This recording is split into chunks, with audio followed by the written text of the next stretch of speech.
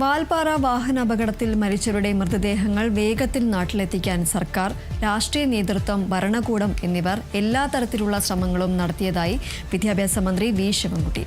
ദുരന്തത്തിൽ സ്കൂളിലെ അധ്യാപകരിൽ ഒരാൾ ഒഴികെ എല്ലാവരും മരണപ്പെട്ടത് ഏറെ ദുഃഖകരമാണ്. സ്കൂൾ തുറക്കുന്നതിന് മുമ്പ് ഒഴിവുകൾ നികത്തുന്നതിനായുള്ള വിദ്യാഭ്യാസ വകുപ്പ് അടിയന്തര നടപടികൾ സ്വീകരിക്കുമെന്നും വിദ്യാർത്ഥികൾക്ക് കൗൺസിലിംഗ് ലഭ്യമാക്കുന്നതിനായി നടപടി സ്വീകരിക്കുമെന്നും മന്ത്രി പറഞ്ഞു. അപകടത്തിൽ ചികിത്സയിൽ കഴിയുന്നവർക്ക് മെച്ചപ്പെട്ട ചികിത്സ കൊടുക്കുമെന്നും നാട്ടിൽ ചികിത്സ ആവശ്യമെങ്കിൽ കോഴിക്കോട് മെഡിക്കൽ കോളേജിലോ തിരുവനന്തപുരം മെഡിക്കൽ കോളേജിലോ ചികിത്സ നൽകുമെന്നും മരിച്ചവരുടെ കുടുംബങ്ങൾക്ക് മുഖ്യമന്ത്രിയുടെ ദുരിതാശ്വാസ നിധിയിൽ നിന്നും യഥാർത്ഥമായ നഷ്ടപരിഹാരം നൽകുന്നതിനായി ചർച്ചകൾ പുരോഗമിക്കുകയാണെന്നും മന്ത്രി പറഞ്ഞു. വിഷയത്തിൽ സമഗ്ര അന്വേഷണം നടത്താനും ഇത്തരം സംഭവങ്ങൾ ആവർത്തിക്കാതിരിക്കാനും ആവശ്യമായ മാനദണ്ഡങ്ങൾ മുഖ്യമന്ത്രിയുമായി ചർച്ച നടത്തി തീരുമാനിക്കുമെന്നും മന്ത്രി കൂട്ടിച്ചേർത്തു.